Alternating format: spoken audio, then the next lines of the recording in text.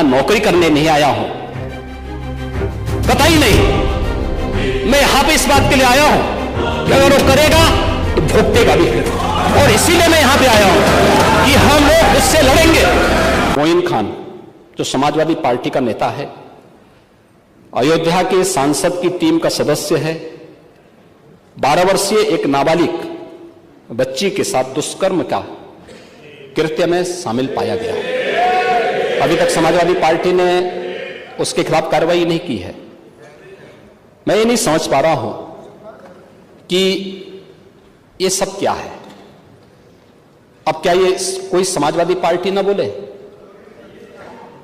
आपका active member है, आपके सांसद के साथ बैठ रहा है, खा रहा है, उनके साथ चल रहा है, लेकिन इस प्रकार के, और यह अति पिछड़ी जाति से जुड़े हुए एक बालिका से जुड़ा हुआ मामला है, और इस प्रकार की घटिया हरकत में वह लिप्त है, लेकिन तब भी उसको हल्केपन से उड़ाने का काम होता, यानी हल्केपन से लेने का काम होता है। यह घटना है क्या? कल ही हरदोई में एक दुर्भाग्यपूर्ण घटना घटित हुई, और हरदोई में घटित दुर्घटना में भी बीरे उर्फ वीरेंद्र यादव इस समाजवादी पार्टी का पूर्व जिलाध्यक्ष है। अब देखो किस प्रकार के व्यक्ति को आप जिलाध्यक्ष बना रहे हैं।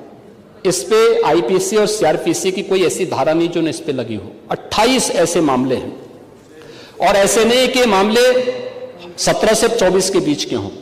इस पे पहला अपराध दर्ज हुआ था 89 में, दूसरा है 91 में, तीसरा 91 में, चौथा 91 में, पांचवा 92 में, छठा 90 में, फिर 93 में, फिर 92, फिर एक इससे पहले 98, इससे पहले 90, इसके बाद 96, 2006, 2008, 2013 में तो आप ही की गवर्नमेंट थी, 2007, 2009, 2008, 2015 में भी आपकी सरकार थी, 2016 में 302 में भी यह व्यक्ति लिप्त रहा है, 302 की भी घटना में शामिल रहा है, 388 की घटना में भी यह व्यक्ति लिप्त रहा है।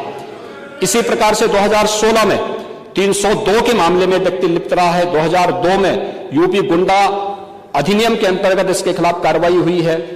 ऐसे ही इसके खिलाफ फिर 2002 में भी इसके खिलाफ गुंडा एक्ट के अंतर्गत कार्रवाई हुई है। 2017 में यूपी गुंडा एक्ट के अंतर्गत इसके खिलाफ कार्रवाई हुई है, और फिर 2017 में भी इसके खिलाफ कार्रवाई हुई है। 28 इस प्रकार के मामलों में व्यक्ति लिप्त है। समाजवादी पार्टी का पूर्व जिलाध्यक्ष है। कल एक अधिवक्ता की हत्या सरेआम इसके द्वारा करवाई गई है, और इस प्रकार के अपराधियों को आप कहते हैं साहब गोली मार रहे हैं, क्या माला पहनाएंगे क्या? मुझे आश्चर्य होता है। अब इस प्रकार का तो ये ताजा उदाहरण है, इस समाज के लिए सबसे बड़े कलंक है, इस समाज का कोड़ है, और इस कोड़ को जब तक हटाएंगे नहीं तब तक उत्तर प्रदेश की स्थिति को ठीक करने में कठिनाई होगी। और इसीलिए मैं आपसे कह रहा था, आप तो लोकतंत्र सेनानी हैं, मैं आपकी उम्र का सम्मान करता हूं, आपकी सहजता सरलता का भी सम्मान करता हूं, और हमेशा आपको सम्मान भी देता रहा हूं।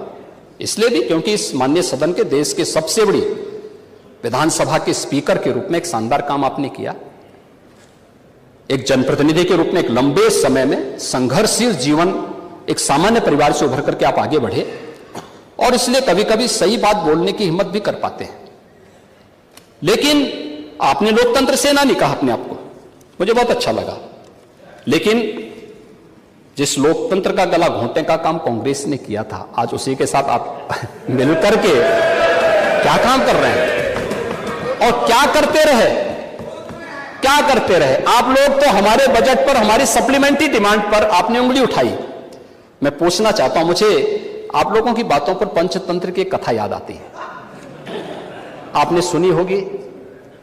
4 ठग थे, एक किसान एक बकरी लेकर के जा रहा था, तो चारों ठगों ने कहा कि इस किसान से बकरी कैसे ली जाए। तो हो सकता है कि उनको थोड़ा लोक लाज रही हो, तो उन्होंने कहा चलो छीन तो नहीं साहब पाएंगे, तो एक काम करते हैं, चारों अलग अलग जगह खड़े हो जाते हैं, और अलग जगह खड़े होकर के हम लोग ये बोले कि भाई ये कुत्ते का बच्चा कहां लेके जा रहा है। तो एक वो किसान बेचारा अपनी बकरी के बच्चे को कंधे में रख करके लेके जा रहा है, तो पहले ठग के पास से गुजरता तो बोलता, अरे काका ये सब क्या ले जा रहा है, ये कुत्ते के बच्चे को अपने कंधे में लेके क्या जा रहा है। किसान बोलता, अरे धूर्त कहीं के, ये कुत्ते का बच्चा नहीं बकरी का बच्चा है। वो हंसते हुए चुप हो जाता है। आगे अगले चौराहे पे जाता दूसरा ठग, अरे काका ये कुत्ते का बच्चा आप कहां लेके जा रहे हैं। वो बोलता है, उसको भी डांटता है, अरे पागल हो गए क्या, अरे कुत्ते का बच्चा नहीं बकरी का बच्चा है। अगले आगे बढ़ता है, फिर तीसरा ठग मिल जाता है, वह भी फिर यही बात उसको बोलता है। चौथे ठग ने भी कहा तो किसान को विश्वास हो गया, उसको लगा कि भोला भाला किसान, अन्नदाता किसान, मेहनती किसान, उसको विश्वास हो गया यार एक व्यक्ति झूठ बोलेगा, लगता है कि मेरी दृष्टि दोष ही मुझे हो गया है, लगता है ये कुत्ते का बच्चा ही। उसने फेंक दिया उसको। चारों ठगों का काम पूरा हो गया और चुनाव में खटाखट खटाखट खटाखट 1 लाख का बॉन्ड, 1 लाख का बॉन्ड कहां गया, अब कहां गया 1 लाख का बॉन्ड, 1 लाख का बॉन्ड। और मैं इसीलिए कह रहा हूं, शिवपाल जी भाग गए यहां से, लेकिन मैं कह सकता हूं खटाखट नहीं, 27 में सपा चट के लिए तैयारी रखी, 27 में सपा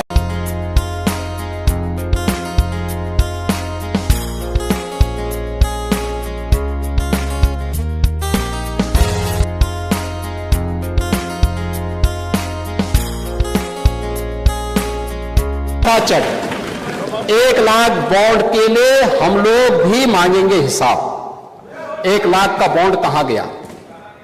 और मैं तो आप सबसे कहूंगा, एक बार जाइए जनता जनार्दन के सामने, पूछिए उनको कि भाई 1 लाख का हिसाब मांगे इन लोगों से, पैसा गया कहां, कौन खा गया, खाने वाले लोग कौन है 1 लाख का।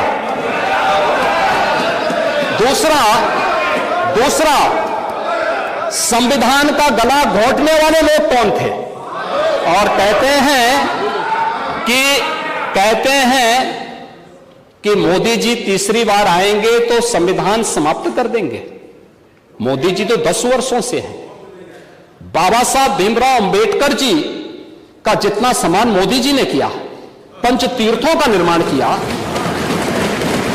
बाबा साहब भीमराव अंबेडकर के जन्म स्थल मऊ मध्य प्रदेश में भव्य स्मारक का निर्माण किया, बाबा साहब भीमराव अंबेडकर से जुड़े हुए जहां उन्होंने अपने उच्च शिक्षा अर्जित की थी, इंग्लैंड की, उस मकान को खरीद करके अनुसूचित जाति के बच्चों के लिए हायर एजुकेशन के लिए स्कॉलरशिप की व्यवस्था की और उसके लिए इंडिया हाउस के रूप में उसे स्थापित करके इसको बाबा साहब भीमराव अंबेडकर का एक स्मारक इंग्लैंड में भी बनवाया और स्कॉलरशिप की व्यवस्था की।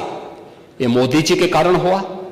बाबा साहब भीमराव अंबेडकर ने अपना सार्वजनिक जीवन दिल्ली के अंदर जिस मकान में रह के किया था, उससे बाबा साहब भीमराव अंबेडकर का स्मारक बनाने का काम मोदी जी ने किया।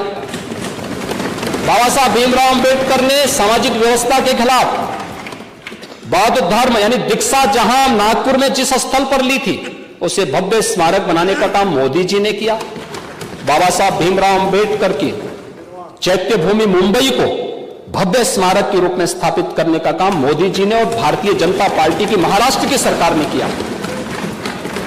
मोदी जी को आप यहां पे मोदी जी के बारे में गलत सूचनाएं देते रहे और बाबा साहब भीमराव अंबेडकर को हराने वाली कांग्रेस आज जनता को गुमराह करने में सफल हो गई है। वही पंचतंत्र की कथा मुझे याद आ गई।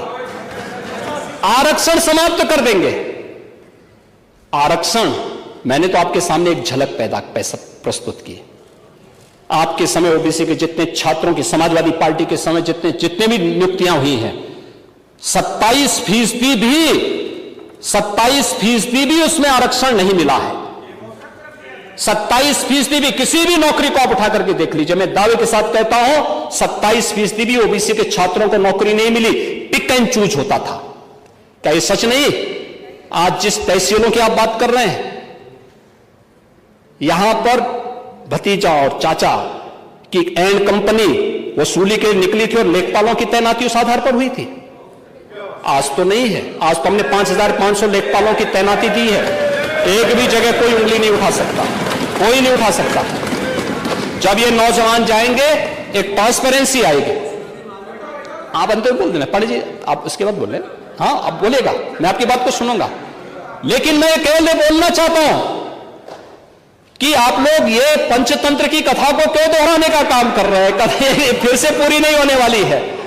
याद रखना, हमारी सरकार में मैंने लोक सेवा आयोग के आंकड़े आपको दिए हैं और मैं फिर दावा ठोक करके बोलता हूं, 27% नहीं, हमारी सरकार में जो तैनाती हुई, नियुक्तियां हुई हैं, किसी भी पद पर हुई हैं, SC ST OBC कि अगर आप नियुक्तियों की बात करते हैं, मैं कहता हूं ये 50% नहीं, 60% से अधिक नियुक्तियां प्रदेश के अंदर हुई। 60% से अधिक नियुक्तियां हर एक स्तर पर हमने की हैं और ये सुनिश्चित किया है एक प्रदेश के किसी नौजवान के साथ धोखा नहीं होना चाहिए। धोखा कोई करेगा उसकी नौकरी को उसी दिन हम लोग लेने का काम करते हैं। जेल के अंदर पूरी निर्ममता के साथ उसको ठूसने में भी कोई कोताही नहीं बरतते। आपको बुलडोजर से डर लगता है, लेकिन ये निर्दोष के लिए नहीं है, उन्हीं अपराधियों के लिए है जो प्रदेश के नौजवानों के भविष्य के साथ खिलवाड़ करते हैं, जो प्रदेश के व्यापारी और बेटी की सुरक्षा में सेंध लगाने का काम करते हैं, जो प्रदेश के अंदर अराजकता पैदा करके सामान्य लोगों का जीना हराम करते हैं। मेरा दायित्व बनता, मैं यहां नौकरी करने नहीं आया हूं, कतई नहीं। मैं यहां पे इस बात के लिए आया हूं कि अगर वो करेगा तो भुगतेगा भी फिर, और इसीलिए मैं यहां पे आया हूं कि हम लोग उससे लड़ेंगे। ये लड़ाई हमारी सामान्य लड़ाई नहीं है,